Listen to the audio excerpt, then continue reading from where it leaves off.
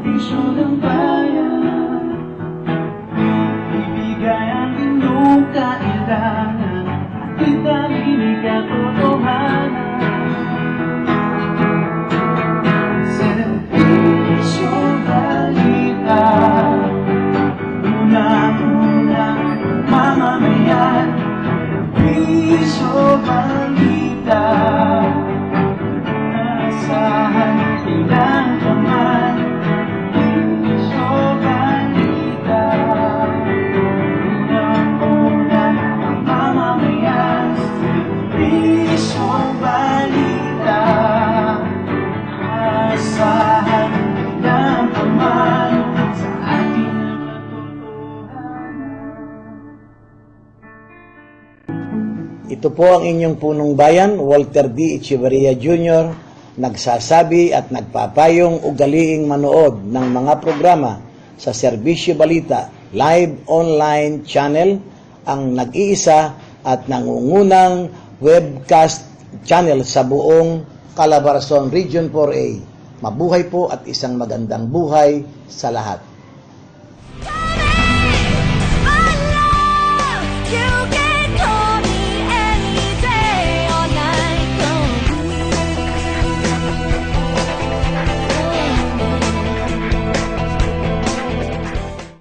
Ugaliin manood ng Serbisyo Balita live online tuwing araw ng Lunes, Miyerkules at Biyernes.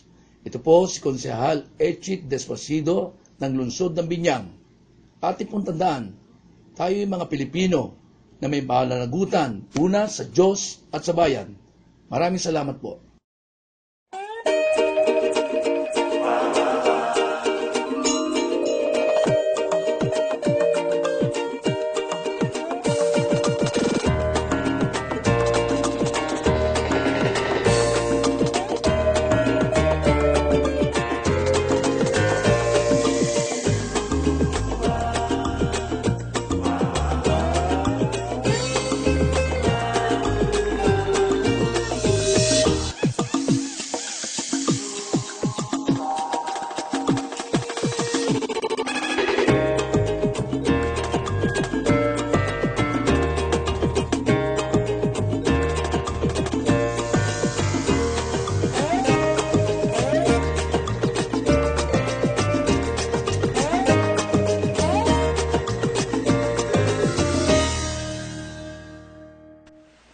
Maraming salamat po sa inyong pagpanood. Supportan natin din, of course, ang ating kaibigan, si Levi Tatad ng Serbisyo Balita at ng Pulsuhan.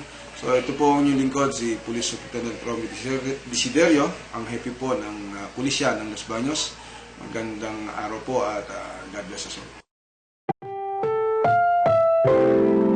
Ang programang ito ay rated SPG. Striktong patnubay at gabay ng magulang ang kailangan. Maaaring may masiselang tema, lengguwahe, karahasan, sexual, horror o droga na hindi angkop sa mga bata.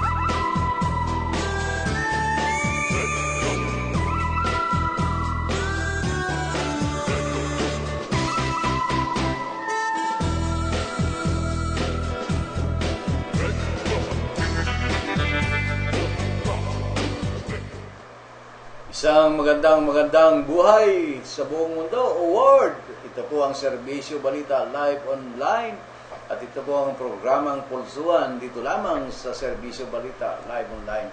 Ito po ang inyong lingkod na si Levi Tatad na magbibigay ng isang oras na talakayan sa aking programa at balitaan kung ano yung mga nangyari, kaganapan dito sa Calabarzon. At dito sa ating Bukana, siyempre, noong nakaraang Martes po ay umattend tayo ng ika 52nd anniversary ng DOST, yung Agham na Ramdam, na sinasabing marami silang inilunsad ng mga programa at pasinaya sa mga kanilang mga proyekto, katulong ang iba't ibang sektor, katulad ng mga Batangas State University, kung saan nga ay dinevelop nila yung pagsasagawa nitong solar power piece dryer na ginawa ng mga estudyante, at ito na yung binigay sa Pusod Multipurpose Hall sa Barangay Kinalaglagan, Mataas na Kahoy, Batangas, at kung saan nga ay naging tagapagsalita dyan itong si Dr. Carol M. Yutubi, Undersecretary for Regional Operation DOST, at siyempre kasama dyan ang DOST Region 4 na si Alexander Madrigal, na siya namang nanguna sa mga nasabing mga proyekto. Nandito po ang pagbatay ni Undersecretary Dr. Carol M. Yutubi. Pakinggan po natin to, ang Undersecretary for Operation ng DOST. Ating mga kasamahan sa media, ang mga kasamahan ko sa DOST, ladies and gentlemen, magandang umaga po sa inyo lahat. Ang Ma'am Ana, ikaw lang pala isang tao lang pala yung Ana at Hazel. Nasa APEC ngayon si Secretary, at doon sa APEC, ang team na pinili ng Pilipinas ay Building Inclusive Economies, Building a Better World. Nakita ko dito sa ating seremonya ngayong umaga na dito sa lugar ninyo, talagang ginagawa yung Building Inclusive Economies. Kasi yung paggawa ng solar dryer para sa ikabubuhay ng mga maliliit na mga isda ay dito ngayon. Lahat kayo concerned. Kanya-kanyang contribution. Nandiyan ang DENR, nandiyan ang DOST, nandiyan ang BIFAR, nandiyan ang ating government sa Batangas province, sa kayo sa Mataas na Kahoy. Ang nakakatuwa, ang pangalan ng lugar na ito ay Kinalaglagan. Kinalaglagan ng Mataas na Kahoy.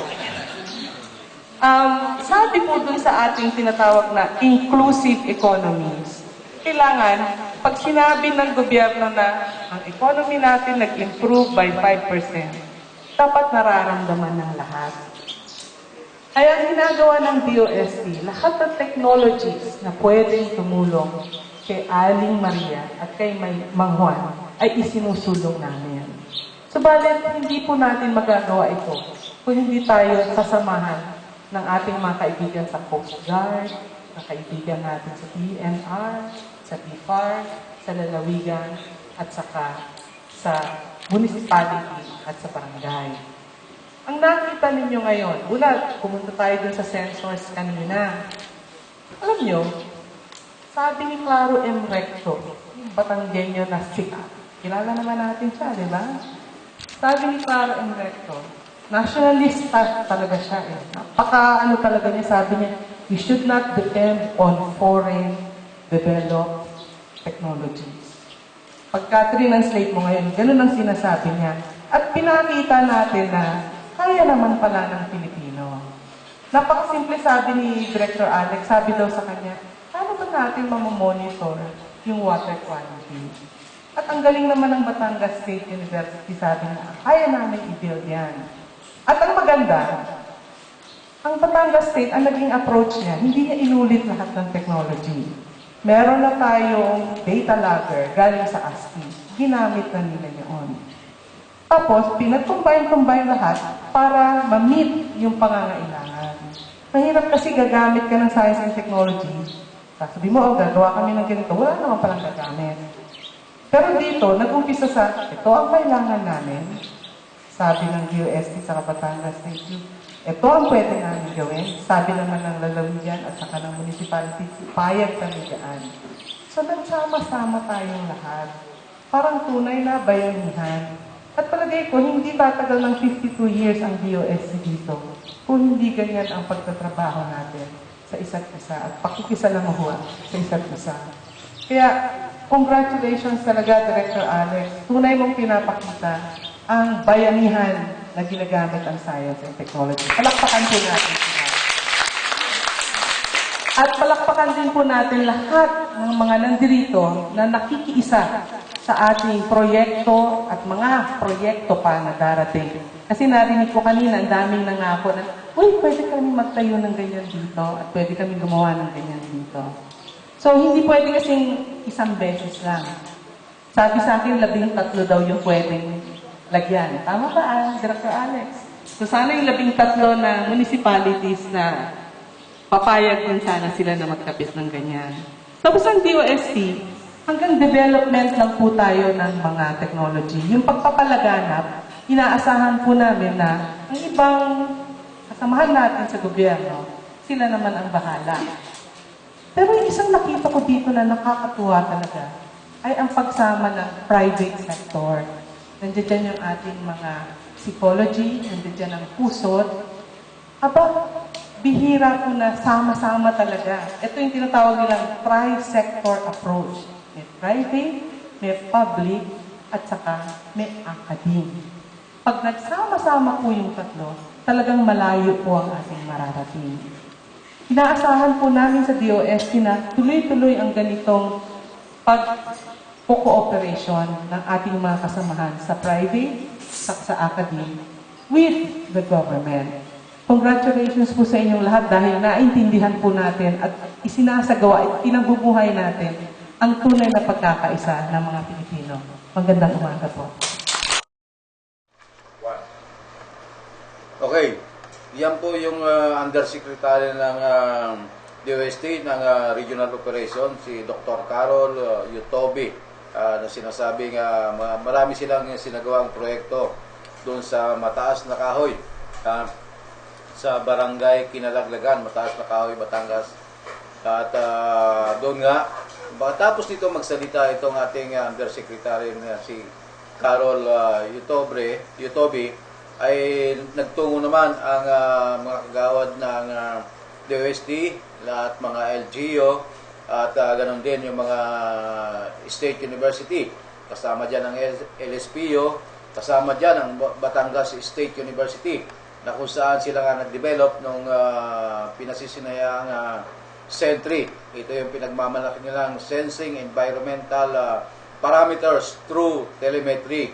Ito yung Sentry. Ayon sa kay Director Madrigal, ito raw yung tumitingin kung polluted yung dumadaloy na tubig doon sa Taal Lake, kung saan nga ay protected area din itong Taal Lake. At dati sinasabi nila na ang palaisdaan doon ay umaabot na 13,000. Pero ngayon ay nalimitahan na ito at ito ay 6,000 na lang ang kanilang pinayagang magkaroon ng fish cage doon sa Taal Lake, sapagkat iniiwasan nga nila mapulyot itong Taal Lake. Kaya doon sa pagsasagawa ng paglulunsad ng monitoring sa pamamagitan nitong Sentry ay matitiyak nila na mapapangalagaan ang kalikasan sa Taal Lake ng tubig, sapagkat doon mamumonitor nila.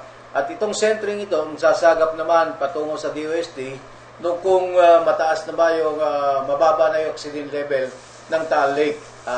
At doon naman wawarningan yung mga may-ari ng mga fish cage na maghango na sila sapagkat baka magkaroon ng fish kill.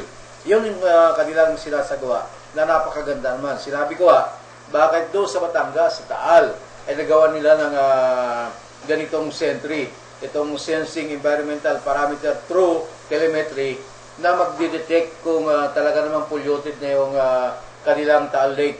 Bakit dito sa Lawa ng Laguna ay hindi nila ma-develop?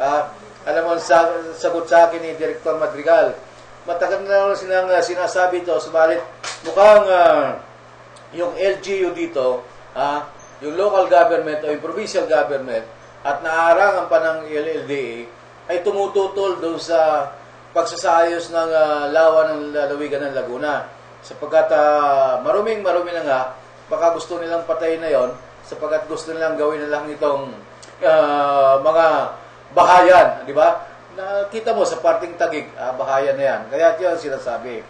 Matapos yung pasinaya ng Sentry, ay pinasinaya naman itong code.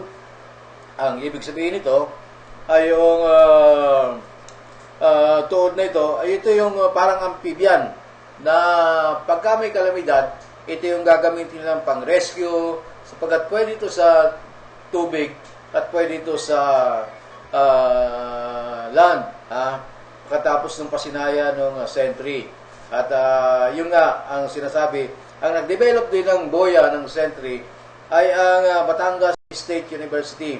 Katulong dyan ang DOST na nagbigay ng ilang halaga upang magkaroon ng kaganapan itong proyekto ng DOST. Sapagkat sa kanilang 52nd anniversary, present nila ito na ito yung kanilang mga tinulungan tulad itong Pusod Multipurpose Hall sa Barangay Kinalaglagan, Mataas na Kahoy, Batangas, na sila nga yung naging beneficiary nito sapagkat yung kanilang pinangangalagaan yung Taal Lake. Sapagkat ang Pusod Taal Lake Conservation Center ay nandoon kasama ang local government ng Mataas na Kahoy na Batangas. At katulong pa rin dyan ang pangisdaan sa lawa ng Laguna. At sinasabing yun nga, napangalagaan nila at napaikli yung kanilang pina-contain nila yung mga fish cage doon.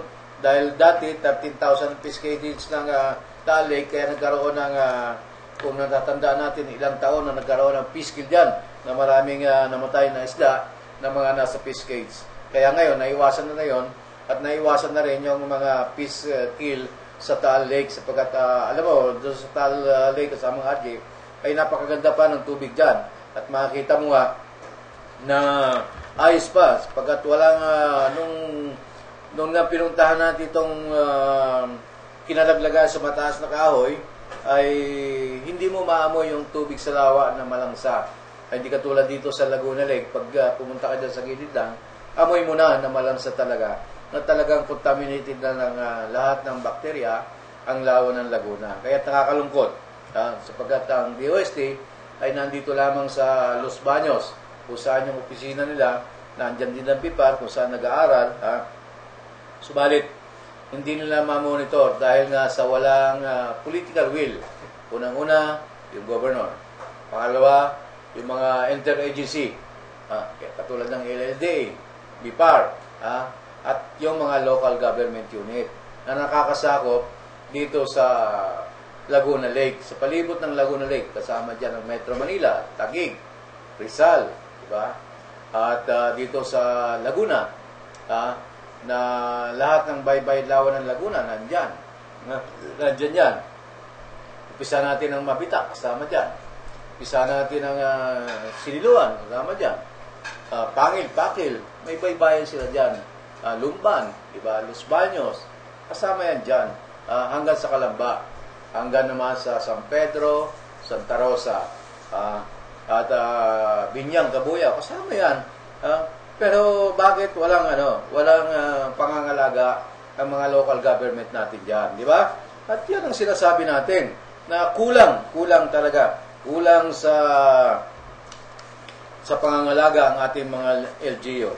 Matapos yang mapasinayan nandiyan, ay nagtungo ang mga grupo ng media sa mga tinulungan ng DOST.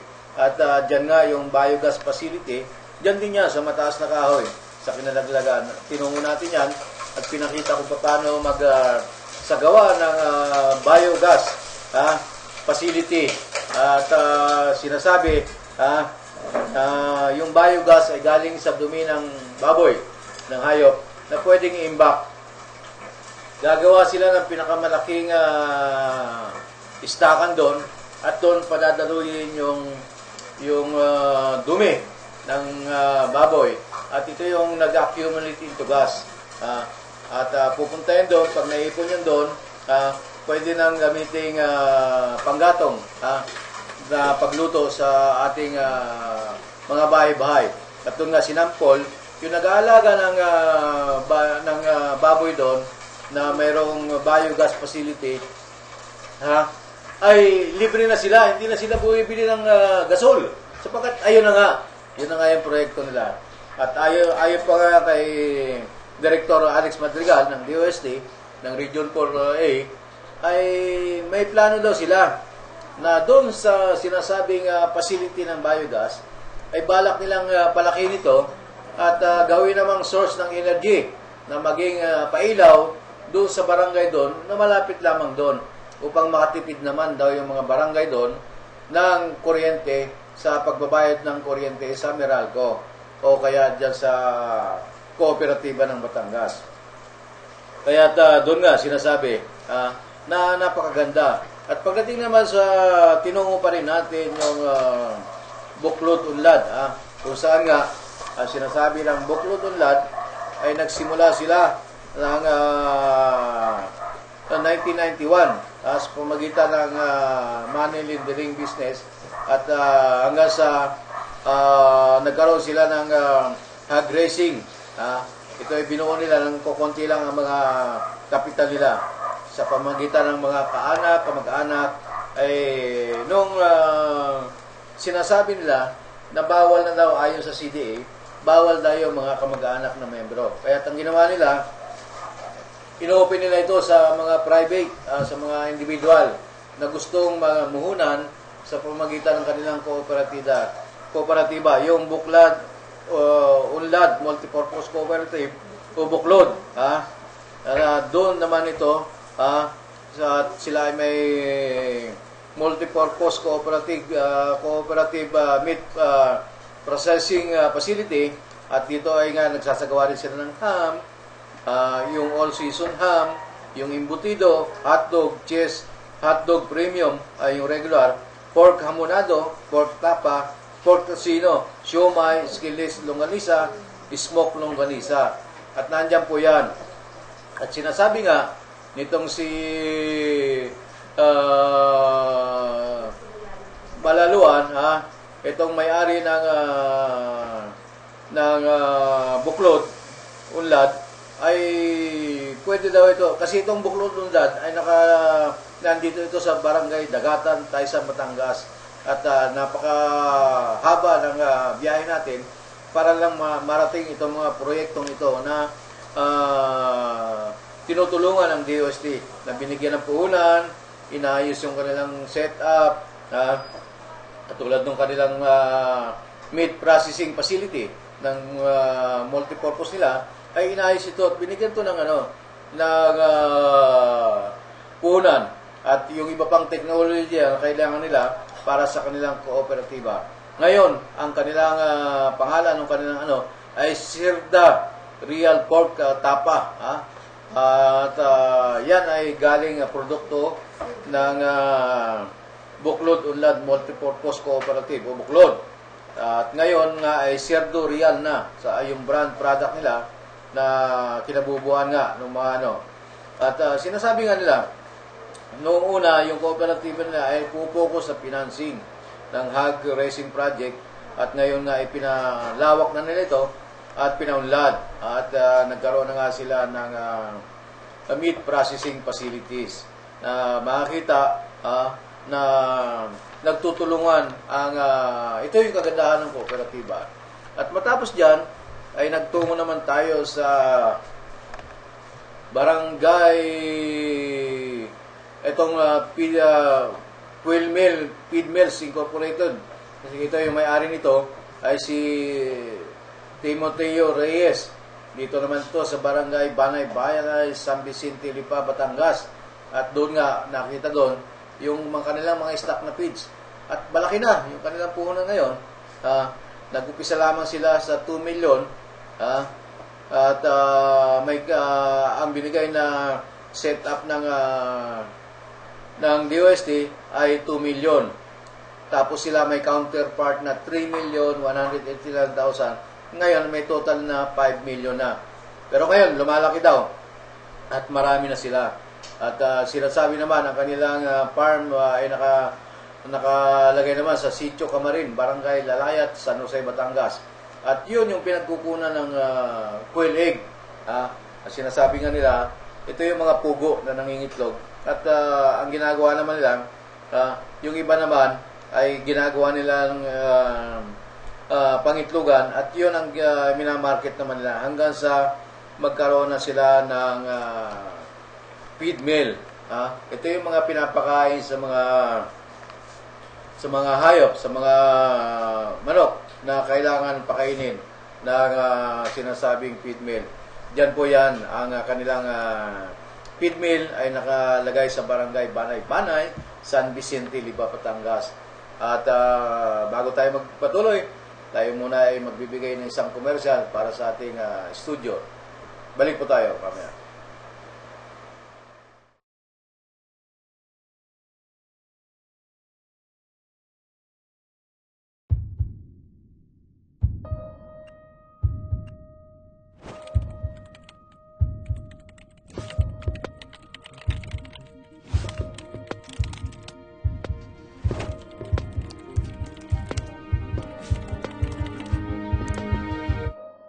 We need to talk. I'm going to ask you, what are you doing with your life? We start off good, but years pass, we age, and we get scared. Scared of debt, losing our health. I mean, it could be growing older. I understand. I've got family too. You know, something to fight for. And I don't want anything to take that away. Not my boss, my finances, or my age. But what if you never could get fired?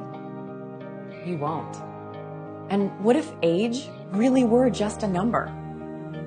It is. Featured in Harper's Bazaar, Vogue, and Cosmo, the media is proclaiming it as the latest breakthrough in anti-aging. What is it? It's called the Youth Enhancement System. Or YES. And it's comprised of the latest in skincare and nutritional products. Using only the purest ingredients, YES tackles aging in a way never before accomplished. With state-of-the-art technology and clinically proven results, it's revolutionizing the industry on a global level. A powerful group of products. Some work from the inside out, while others work from the outside in. It's a complete defense against aging. Let's start with Luminesse. Luminesse is an anti-aging skincare using advanced technology to support the body's natural ability to renew itself. Step 1 is to purify the skin with the Youth Restoring Cleanser. Step 2 is the Cellular Rejuvenation Serum. The serum is the flagship. It reduces the appearance of fine lines and wrinkles, leaving your complexion totally revitalized. Now, step 3 is cool. It begins with the moisturizing complex in the morning, protecting against the sun's harmful rays during the day. And ends with the advanced night repair, a secret weapon to apply.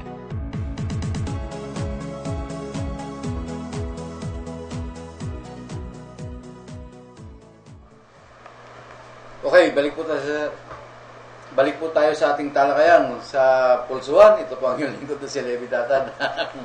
Medyo nag-block tayo dun At sapagkat pagkatapos nga niyang pag-iikot ng DOST sa kanyang mga pinuntang mga tinulungang proyekto, ay nagtungo naman tayo dito sa Punti Pino Resort sa Batangas, kung saan nga ginanap na yung awarding ng media. Ito yung media partners ng DOST, ang Tambuli, na binubuo ng iba't ibang larangan ng media, print, broadcast, TV. At dyan nga, dito na, winelcome ni DOST Secretary Alice Madrigal ang pag-umpisa ng awarding ng Media Night, Media Tambuli dyan sa Punti Pino Resort, Batangas. Narito po ang pahayag ni DOST Director Alexander Madrigal ng Region 4A. Sa Batangas State University. Okay, so I will not take any much of your time. I would like just to say, let's open this program and who are the winners, who will be given the awards, who will be recognized, and let's celebrate after that. Magandang umaga, agabi po sa inyong lahat. Maraming salamat po, Sir Alex. Okay, yan po yung director ng DOST, si Alexander Madrigal. At dito nga binigyan ng award itong Tribune Post na nakakuha ng 3 award category. Una sa print, tapos doon sa best newspaper na naglalathala ng mga activity ng DOST. At pangatlo, dahil nga pinopost nila sa social media, sa FB, kaya nakakuha rin ito ng category. At binigyan din naman si Sen. Trinidad ng 2 award sapagkat yung unang award para sa kanyang mga report. At 2 yung nakuha ni Sen. Trinidad na award. At ang DCJB naman ay binigyan din ng 2 award. Yung mga anchor, katulad ni Daniel Castro, ni Ibon, at para doon sa DCJB. Ito yung mga media outlet na kasama sa Tambuli, yung partner, media partner ng DOST. At ang special pa dyan, ay binigyan din ng AB7 Southern Tagalog ng pagkilala o award sapagkat nakatanggap din ito dahil malimit nilang kino-cover itong DOST sapagkat Batangas lamang ito sa pamamagitan ni Ernie Manyo. Yan yung sinasabi natin na dapat ang mga media natin ay marunong din sa bagong teknolohiya ng DOST. Kaya siguro sa isang taon o sa susunod na mga programa ng DOST, mga awarding na nga dito, after 3 years baka magkaroon ulit, ay makakasama na ang serbisyo balita sapagkat ito yung bagong media outfit na sinasabing dito nga ay nandun tayo sa internet sa pamamagitan ng serbisyo balita live online. At pasalamat tayo ay nasa powered na ng PLDT, may DSL. At ang makikita po tayo sa internet via Ustream.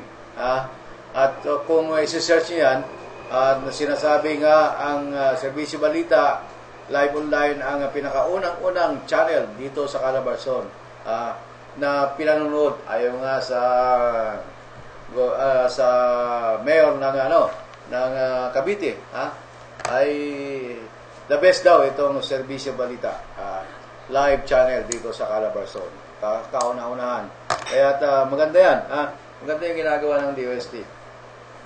Nagde-develop ng mga kailangan na ito nga, sample na ito, kapag ang akala ko ay magbibigay na sila ng tinatawag nating kasamang RJ na libreng wifi. Pero mas matindi pa rin ang PLDT sapagkat may DSL na tayo. Kaya sa PLDT, saludo po kami sapagkat nabigyan kami ng may DSL na yung program namin ay tuloy-tuloy na.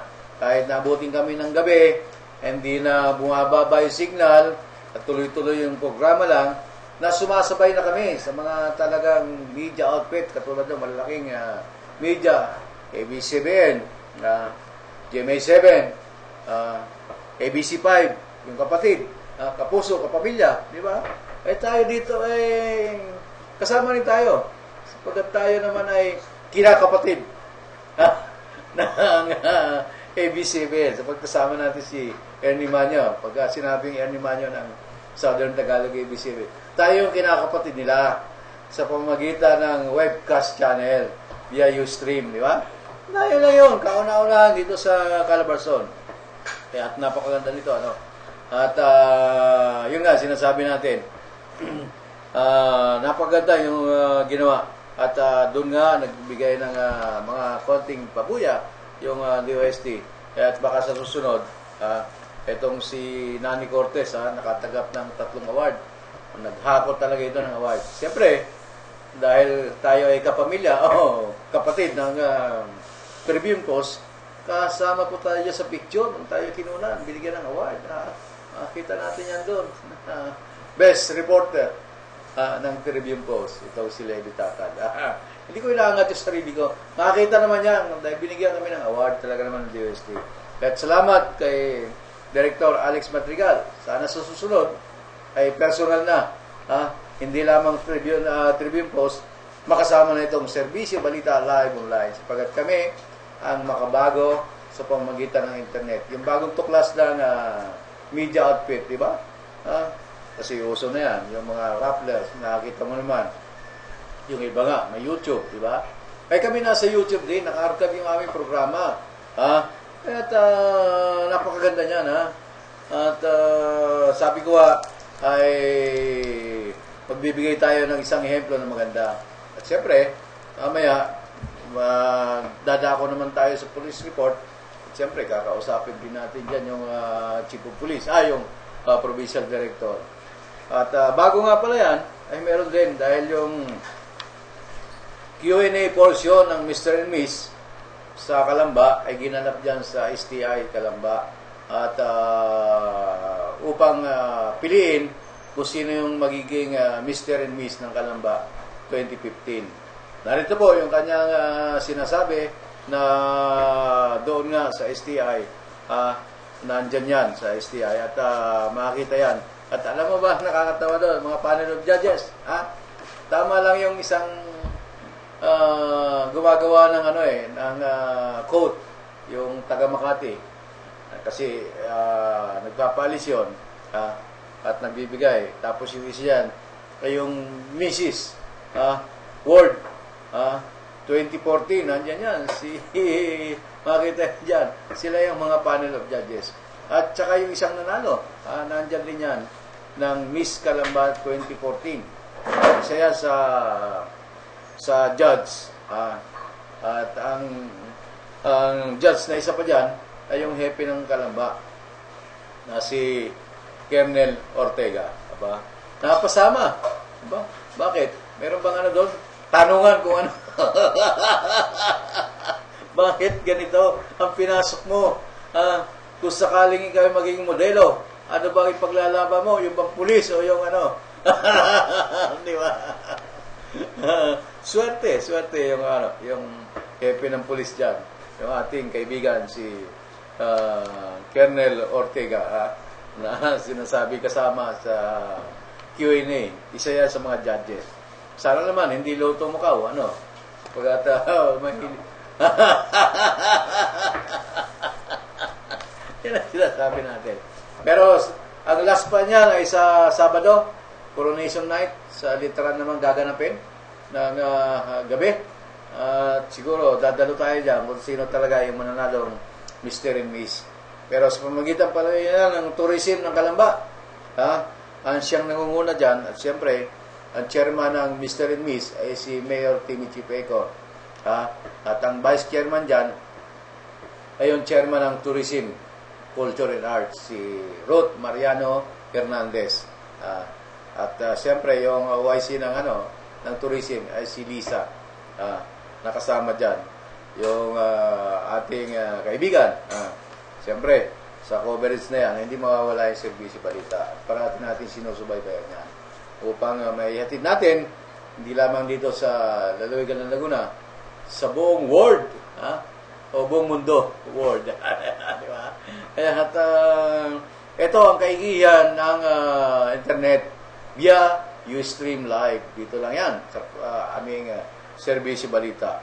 Kaya marami tayong naihatid, hindi lamang dito sa lalawigan ng Laguna, hanggang sa ibang bansa napapanood o nakikita nila kung ano yung mga ginagawa ng mga public official natin dito sa lalawigan ng Laguna.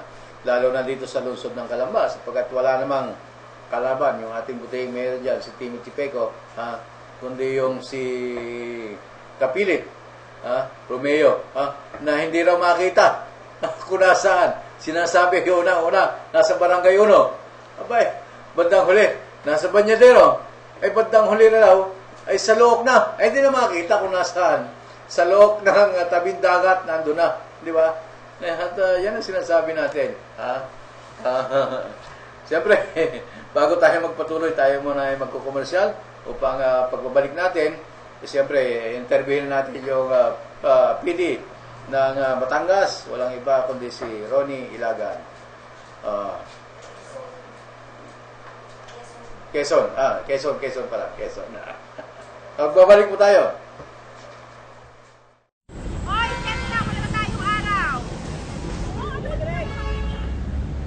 Halika, kape tayo. Alam mo, heartbreak lang yan. Malayo sa bituka. Oh, nag-move na yung tricycle, oh. Ikaw, kailan? Ayan, mainit na kape. Para magising ka sa katotohanan. Wow, ang honest. Parang 7-Eleven City Blends. Real honest-to-goodness coffee. Made fresh with honest-to-goodness Arabica beans. 20 pesos lang. Honest. Since you're being so honest, may gusto din sana akong sabihin sa'yo. Guys, steak na daw sabi ni Derek. Tara. 7-Eleven City Blends Coffee. 7-Eleven every day.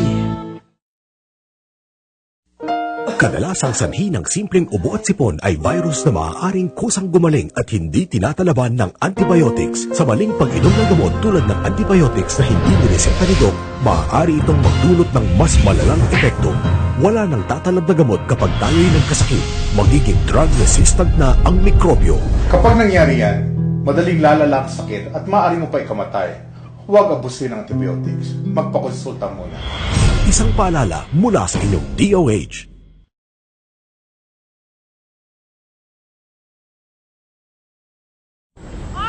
Okay, tuloy tayo sa ating programang Pulsuhan at dito lamang yan sa Serbisyo Balita Live Online, siyempre. At para alamin naman natin ang kaganapan dyan sa lalawigan ng Quezon sa pamamagitan ng kanilang Provincial Director, Police Superintendent Ronnie Ilagan, Provincial Director ng Quezon. Sir, magandang gabi. Hey, sir, magandang gabi po. Magandang gabi po yung mga tagapakinig. Live po tayo, world, sa buong mundo. Dito sa Ustream Live. Dito lamang yan sa Serbisyo Balita Live Online. Sir, kumusta naman yung pagsasagawa nyo ng Uplan, Lambat, Sibat dyan sa lalawigan ng Quezon? Ilan po ba yung accomplishment natin dyan sa inyong tanggapan? Tuloy-tuloy naman yung pagkakandak natin ng Uplan, Lambat, Sibat at ito lang nakaraang linggo ay marami tayong naging accomplishment at mahigit na 30 tao na mayroong warrant of arrest yung ating na-aresto at tayo din nakapagdag ng 8 search warrant laban sa illegal drugs. At bukod doon, sir, kumusta naman yung peace in order dyan sa lalawigan ng Quezon? Maganda naman ang peace in order dito sa Quezon. Walang mga nangyayari na sensational cases. Dahil nga rito sa Lambat Sibat, marami tayong interventions na ginagawa upang lalong maging matahimik itong lalawigan ng Quezon. Bukod doon, sir, sa iba pang mga hepe, kumusta naman yung kanilang situation sa katulad sa Humalik na hindi man ay pinalitan nyo na yung hepe doon. Ano po yung status ngayon? Pinalitan na natin yung hepe doon dahil wala siyang accomplishment doon sa ating sibat operations noong simula nung nag-start tayo sa Uplan Lambat Sibat. At hindi lang yung Humalik ang naapektuhan, pati yung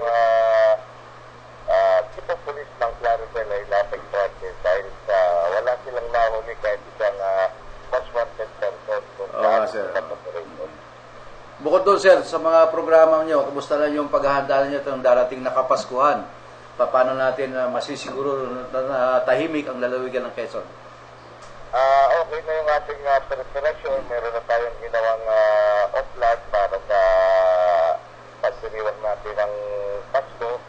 At simula pagpasok ng December 15 ay wala na tayong pinapayagan na makapagpakasyon ng pulis dahil kailangan ng ating mga kababayan ng inyong kapulisan lalo na sa pagdiriwang ng Kapaskuhan. O sir, pagkatapos ng Kapaskuhan, darating naman tayo sa eleksyon. May mga hotspot ba tayo dyan sa Quezon na sinasabi ninyo? Meron tayong mga minomonitor na lalo na yung mga affected barangays na mayroong mga insurgency. At meron din tayong tinitingnan na isang bayan dahil nung nakaraan buwan ay nagkameron ng encounter dito na ang biktima ay yung kandidatong mayor. At yun namang isa sa mga gunman ay nahuli na natin. Kaya pinapantayan natin kung mga kadanasan doon sa bayan ng General Lacar. Sir, kasi alam naman natin yung bayan ng General Lacar at kabahagi yan ng kabilang sinasabi nga nila nandyan yung New People's Army o yung PA, nagpapatupad pa sila ng PTC, Permit to Campaign, regarding sa election ngayon? Sa ngayon, wala pa tayong namomonitor na hinihingan ng permit to campaign. At ito ay minomonitor natin kasama yung ating mga kasama sa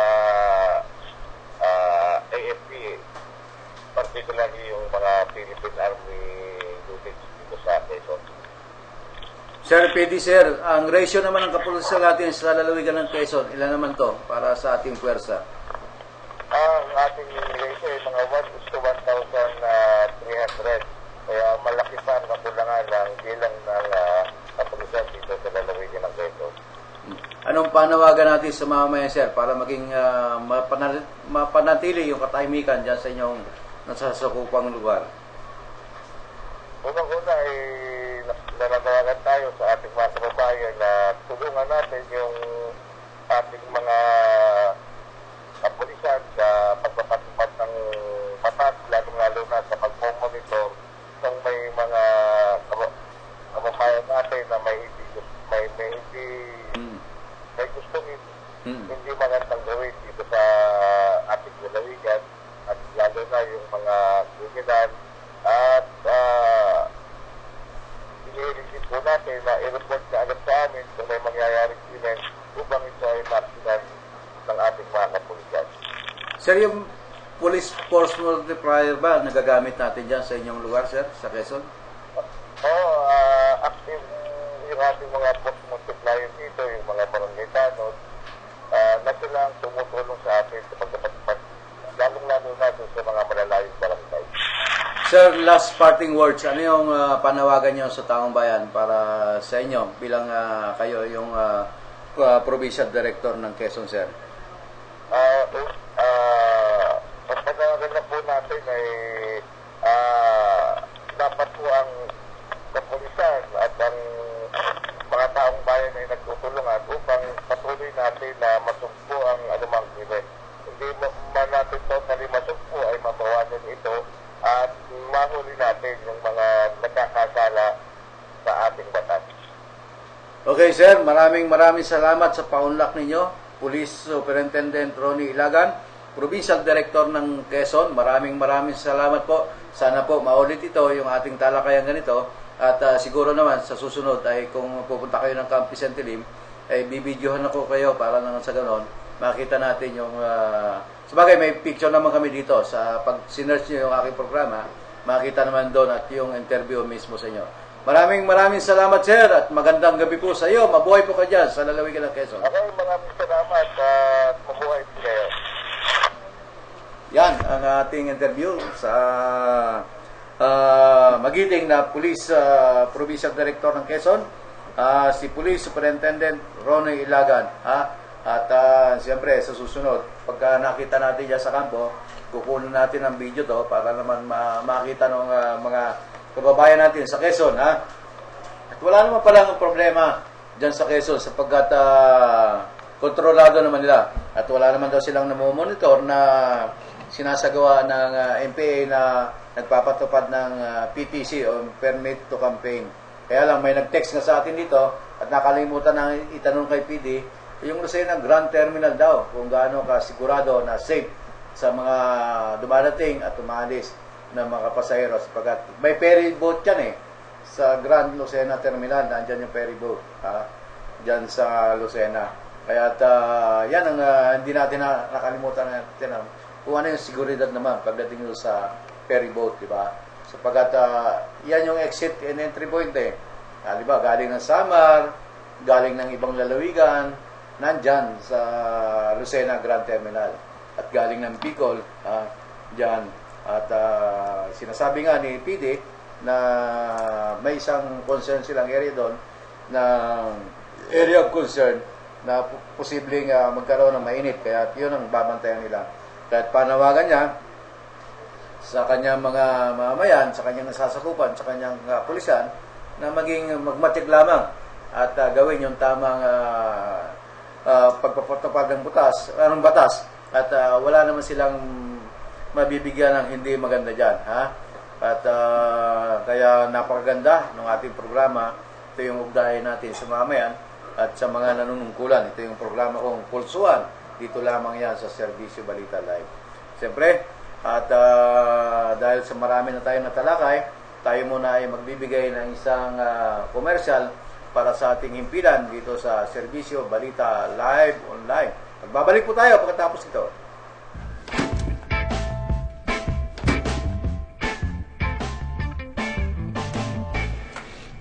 PC does what? PC does amazingly thin designs. PC does what no PC has done before. Does yours? Bring home the classics. Get a Coca-Cola glass when you add 29 pesos to any meal. Collect all 6. Only at McDonald's.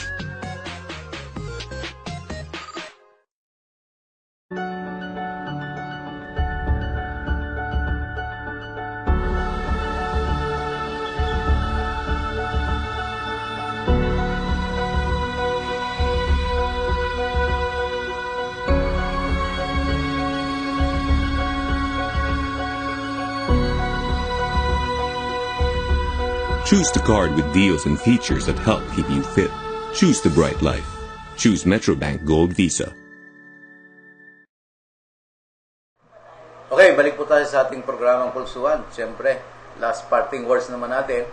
Siyempre, hindi natin makakalimutan dahil ito pong aking programa ay walang personalan, trabaho lamang. At para naman sa kabatiran ng iba, bibigyan ko kayo ng magandang dasalin na tatandaan ninyo.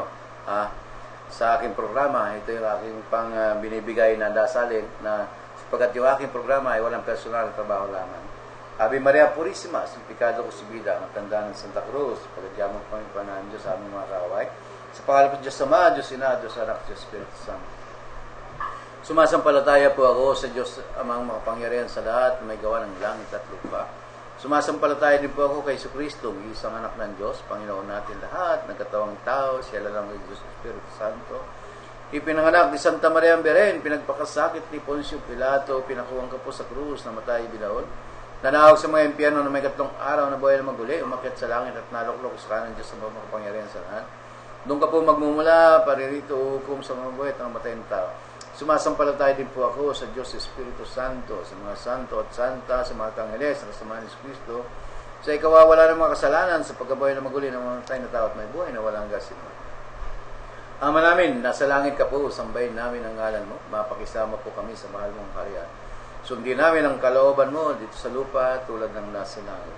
Ipagpalaw po sa amin ang kamahal-mahalang biyayang pinagkakalob po sa amin sa araw-araw. Patawarin mo kami sa aming mga pagkakasala tulad ng tawad namin sa nagkakasala sa amin. At huwag po kami pahintulot sa tukso at walin po kami sa dilang kasamaan sa inyo.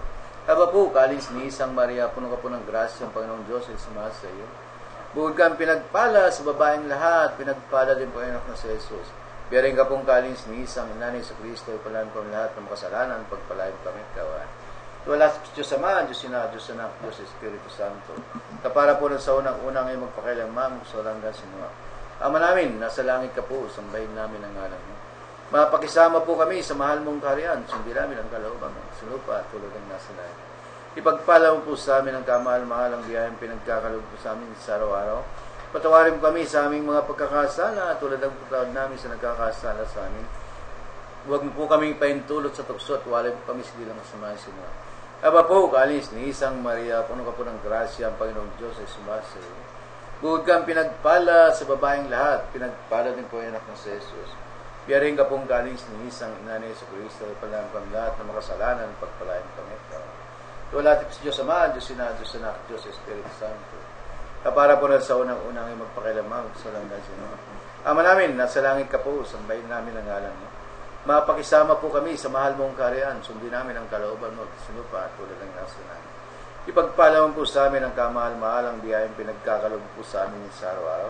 Patawarin kami sa aming mga pagkakasala tulad ng patawad namin sa nagkakasala sa amin. Tuwag po kami pahintulot sa tukso at walay po kami sa bilang kasamaan sinuha. Aba po, kalis ni Isang Maria, puno ka po ng grasya, ang Panginoong Diyos ay sumaha sa iyo. Bukod kang pinagpala sa babaeng lahat, pinagpala din po ang anak na si Jesus. Biyaring ka pong kalis ni Isang Inanay sa Kristo, ipalaan po ang lahat ng kasalanan, pagpalain kami kawa. Wala tip Diyos Ama, Diyos Ina, Diyos Anak, Diyos Espiritu Santo. Kapara po ng sa unang-unang ay magpakailanman, sa walang gas. Ama namin, nasa langit ka po, sambahin namin ang ngalan mo. Mapakisama po kami sa mahal mong karyan, sundin namin ang kalooban mo sa lupa at tulad ng nasa langit. Ipagpala mo po sa amin ang kamahal-mahal ang biyayang pinagkakaloob sa amin sa araw-araw. Patawarin po kami sa aming mga pagkakasala tulad ng pagkakad namin sa nagkakasala sa amin. Tuwag po kami paintulot sa tuksot, walay po kami sa dilang kasamaan sino. Aba po, kalis ni Isang Maria, puno ka po ng grasya, ang Panginoong Diyos ay sumasa iyo. Bukod kang pinagpala sa babaeng lahat, pinagpala din po anak mo sa Jesus. Biyalain ka pong kalis ni Isang, ina ni Jesu Cristo, ipanalang kami lahat ng makasalanan, pagpalayat kami. Wala tapos Diyos Ama, Diyos Ina, Diyos Anak, Diyos Espiritu Santo. Kapara po ng sa unang-unang ay magpakailanman, so hanggang sinuwa. Aba po, Santa Maria, ang hari na ng awa, ikaw nga pong kabuhayan at katamisan na ba pinapanalangin ka namin? Ikaw nga pong tinatawagan namin, pinapano ang taong anak na iba, ikaw rin po ang pinagbubuntungan na namin sa pagtangis, dini sa lupa, bayang kapis sa atis. Kaya ba, pintakasi ka namin, ilingon mo po sa amin ang mata mong mga. Tsaka kung matapos na, yaring pagpanaw mo po sa amin, ipakita mo po sa amin ang anak ng Jesus. Santa Maria, Ina ng Diyos, maawain, maalam ng kami sinabirin. Ipanalangin kami, Santang Ina ng Diyos, nang kami maging dapat makinabang sa mga pangako ni Jesucristo ang Panginoon natin sa mga. Ave Maria Purísima, sin pecado concebida. Ave Maria Purísima, sin pecado concebida. Ave Maria Purísima, sin pecado concebida. Ave Maria Gracia Plena, Dominus Tecum. Benedicta tu in moribus, benedictus fructus ventris Jesus. Sa pangalan po ng Diyos Ama, Diyos Ina, Diyos Anak, Diyos Espiritu Santo. Yan po ang aking matuwid na panalangin na galing po sa bundok ng Banahaw. At siyempre, dyan po nagtatapos ang aking programang Serbisyo Balita Live Online sa wikang Ilocano na imbag aldaw kada kayo dita amin Ilocos Sur at sa wikang Bicolano Diyos maraming na daw sa inyo kapos Diyos mabalos, bye-bye.